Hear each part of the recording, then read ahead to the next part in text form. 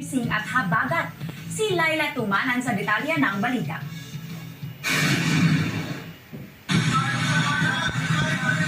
Sa magkasunod na pananalasa ng Bagyong Kusing at ng Southwest Monsoon o Habagat, agad-agad na tumulong ang Iglesia ni Cristo.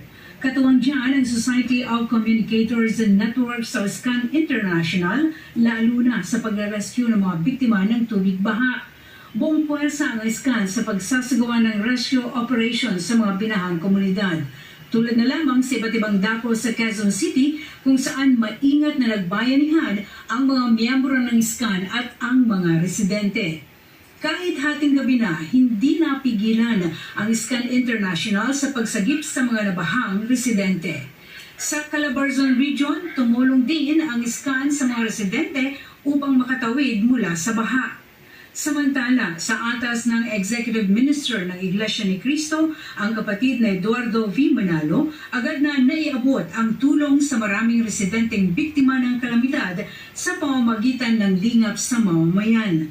Kabilang sa mga naunang pinagdausan ng lingap sa mamamayan ay ang Binalbagan at Sipalay City sa Negros Occidental. Sa Quezon City, nagsagawa rin ng pagtulong sa iba't ibang dako mula sa mga evacuation centers hanggang sa mismong mga tahanan ng mga biktima ng baha. Laila Tumanan para sa Mata ng Agila, matatag, matapang, matapat.